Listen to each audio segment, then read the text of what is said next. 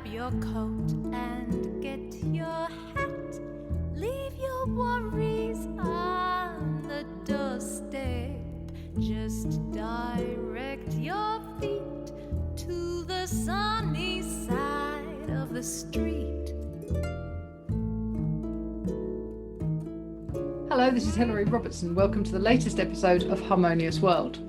Now can you hear that pitter-pat? For this episode, I'm joined by harpist and singer Tara Minton. Your step. Tara has joined with bassist Ed Barber for a new album called Two for the Road, which is out now. I hope you enjoy listening to our conversation. Welcome to the latest episode of Harmonious World, and this time I'm joined by harpist and singer Tara Minton. Hello, Tara. Hi, Hilary. How are you? I'm good, thank you, and it's really nice of you to spare me some time. Thank you very much. Oh, thank you. Okay, so we're talking about Two for the Road, which is your duo album with Ed Barber. That's correct, yeah. First of all, shall we start with telling me a bit about your history? Because you live in the UK now, but you're not originally from Britain, are you? No, I'm originally from Melbourne, Australia. And I moved over here, it will be 11 years in April. So I blinked and there we are, a decade past. Did you move here originally to study, or did you study in Melbourne and then come over? I studied musical theatre in Melbourne and then, well, not even in Melbourne, in Ballarat, which is a satellite gold mining town. And then I essentially got a really lovely endorsement deal with Les Harpes Camac, which I already played their harps in Australia, so I was already a fan, and they gave me one of their big blue electric harps, which is really useful for playing with drums and bands because you can plug it in and amplify it.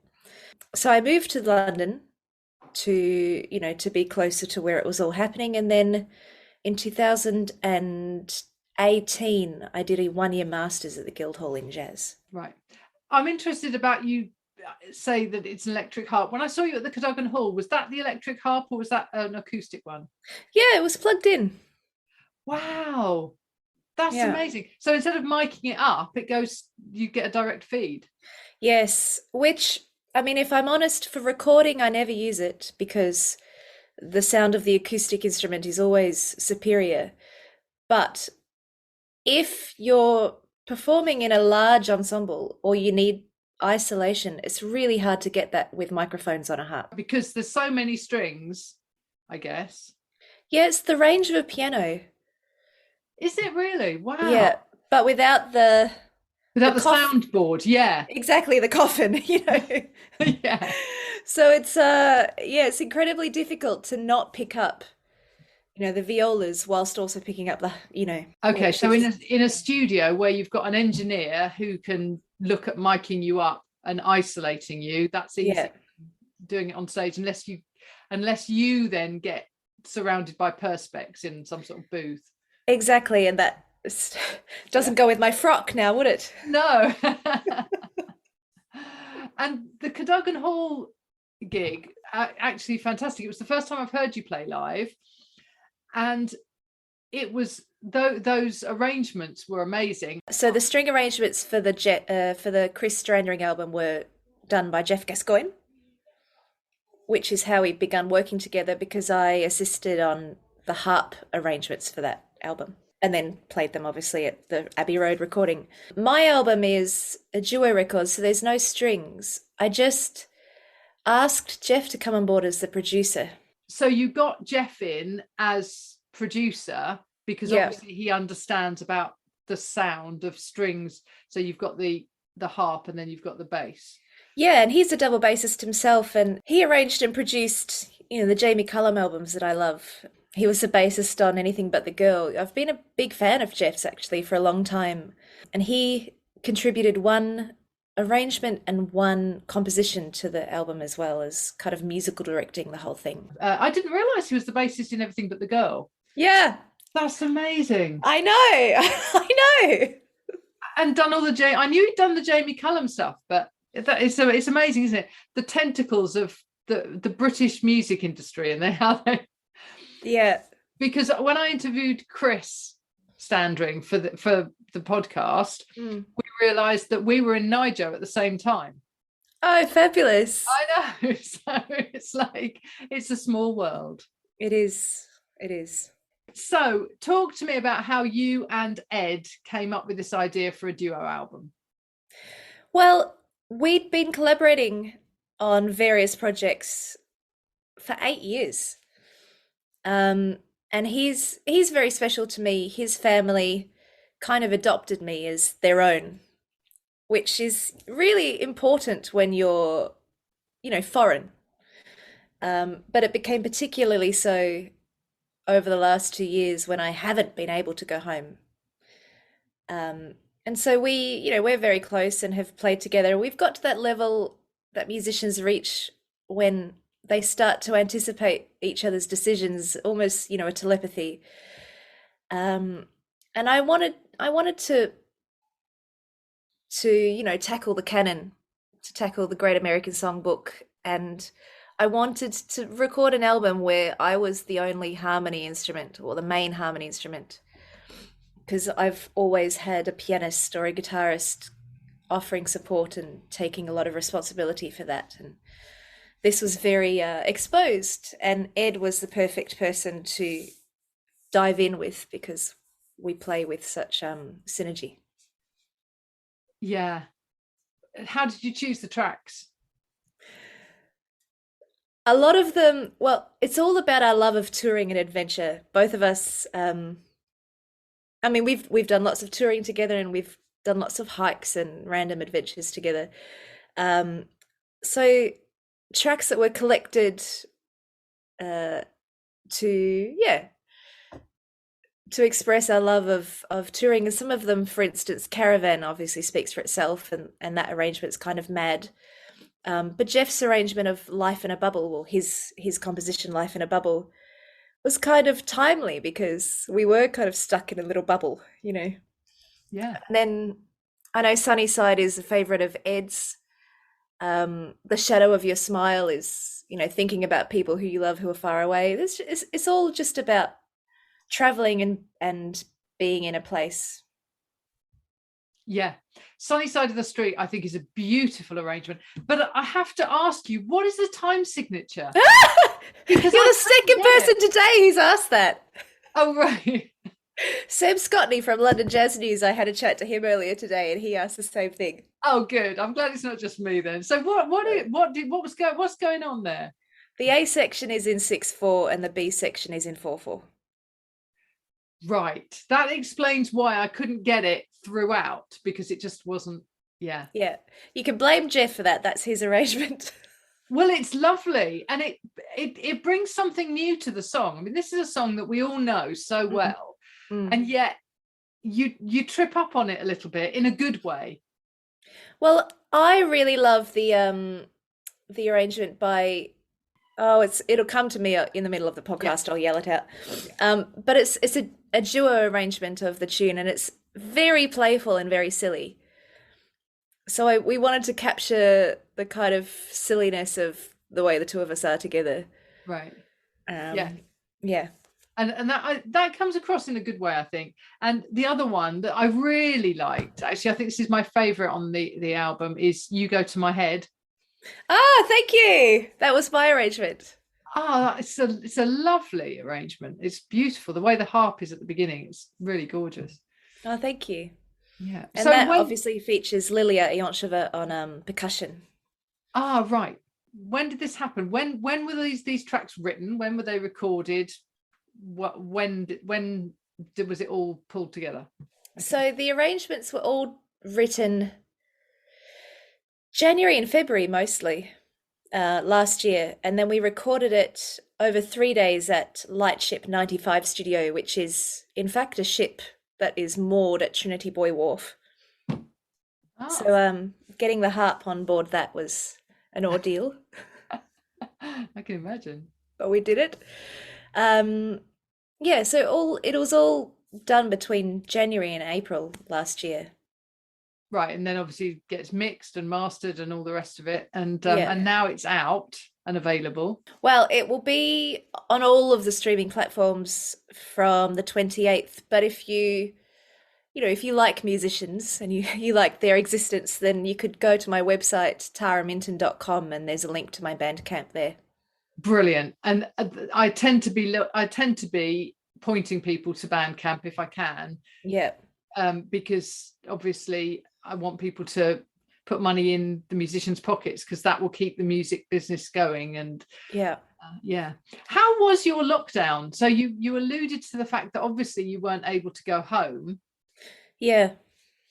Yeah, my lockdown was really, the first lockdown was really rough, because I was due to go home mere days after the lockdown was instated, and Australia closed its borders, so I couldn't go home. Well, that's not true. I could have gone home, but a friend of mine at the Australian Embassy said that if I got home, I likely wouldn't be able to leave, and I couldn't stomach the idea of leaving my husband, who's a Kiwi, in London whilst I was stuck at home for God knows how long. So that happened, and a very dear friend of mine passed away, and it was a rough time to be far away. Sure. But I was actually living with the Barbers at that time. And so I was very lucky to have people looking after me. Yeah. And then my husband, he was furloughed for 3 months, but he had a job, and he's wonderful. And actually, other than, the existential crisis and the homesickness, we grew really close and had a lovely time together. Good. And obviously, creatively, it's been a productive time for you as well. Yeah, creatively. So I, obviously in the first lockdown, I released Please Do Not Ignore the Mermaid, which was, a suite of music that I composed about climate change and mermyth. And then last year now, Two for the Road was me exploring my arranging skills and the jazz canon, and particularly jazz language on the harp. I spent a long time transcribing everyone and really kind of digging deep into the tradition. Yeah. Talk to me about the tradition of jazz harp. Where does it come from, and how, who are the other exponents of it? So, the two famous ones from America are Dorothy Ashby, who's my queen, and Alice Coltrane. John Coltrane's of course. Wife. Yes, of course. So they're the two kind of ones that broke mainstream. Obviously, there's Corky Hale, who played with Björk. She's the beautiful harpist on Joshua Redman. That's the saxophonist. Joshua Redman. There we are. There, yeah. Corky Hale played with Björk, Like Someone in Love, that famous track. Oh, yes. That was Corky Hale. Then there's Park Stickney, who's a bit of a mentor of mine. He's an incredible musician. But obviously there's Edmar Castañeda, the great Colombian harpist, who's played with everyone from Hiromi to Marcus Miller and Gregory Moret, Yeah. So then now there's Brandy Younger, there's Eleanor Nouveau, who's a French jazz harpist who's wonderful. Felice Pomerantz, who's head of harp at Berklee College of Music, is a jazz harpist. And there's Amanda Whiting over here, Alina Brzezinska, and me. There's lots of people doing it now. That's really good. I think that when I heard you with Chris Standring and the group at Cadogan Hall last year, I think that was the first time I'd really gone, oh, there's a harp. It was that first kind of, oh, okay. Yeah. And those arrangements were stunning. And it's really nice to know that you worked on those with Jeff. I think actually one of the most useful energies that anybody can have is to be a fangirl. And not a false fangirl, a genuine fangirl. And so when I got the gig, I'm a student of arranging, and I studied with Scott Stroman, and he's a wonderful, wonderful teacher. And I just emailed Jeff and I said, hi, I've been booked as the harpist on this gig. Would you mind sending me everything, all of the string parts and the score rather than just my part, just so I can learn from how you write. Yeah. And he said, actually, why don't we write the harp parts together, because I've only written you in 4 tunes. And that was so generous of him to take that time to do that with me. Right. But that means that they're written by you, for you, for that specific, by somebody, i.e. you, who has a real understanding of the instrument. Yeah. And yeah, that does come across. A beautiful arrangement. Oh, I'm glad. Thank you. Yeah. But it was a really beautiful learning experience for me in a time when not much was going on. So, yeah. So obviously the album's coming out at the end of January. Yes. What next? What else does the future hold? Goodness. Well, I'm going to Melbourne. Yay! I'm going to Melbourne for two months. Wow. I'll be playing the album out there and the Mermaid record. I'm playing Ronnie Scott's on the 10th and 11th with James Pearson and the Ronnie Scott's Quintet. Oh, lovely.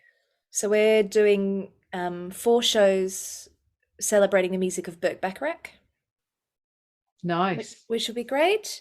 I'm going to Burford Jazz with Tommaso Storace in February, and the Exeter Jazz Club, the Blue Vanguard, in February also. And then I've just been offered a gig in the Congo in August, so let's see if that happens. Wow. That's exciting. I'm really excited about that. My mum's freaking out, but that's what mums do. Yeah, absolutely. No, but that's great if you can spread the British jazz word out. Yeah. Wow, that's amazing. Is it a festival or?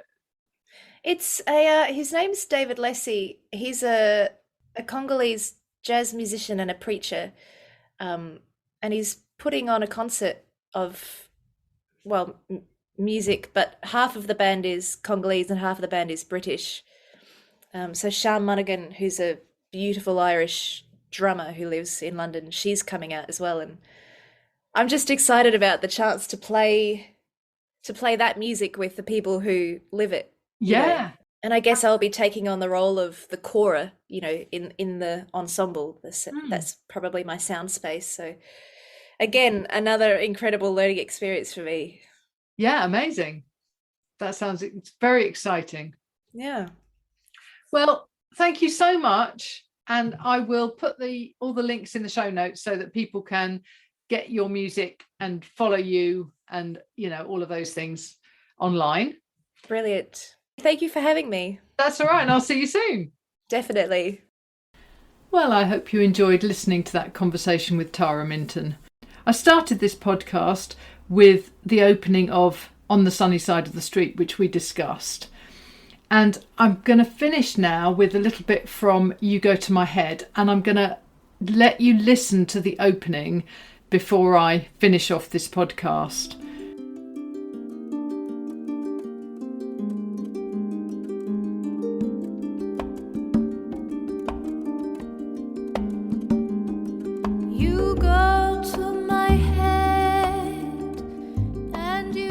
There's so much to love on this album, but this track is just one of my favourites.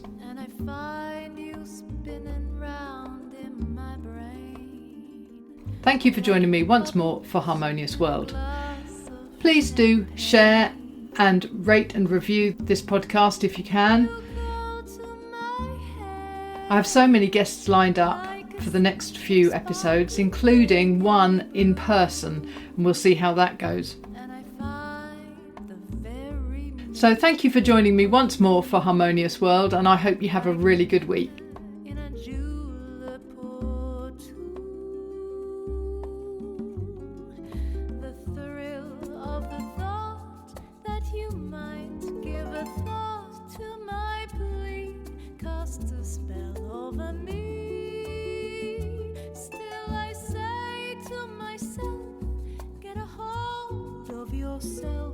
Can't you see it never can be?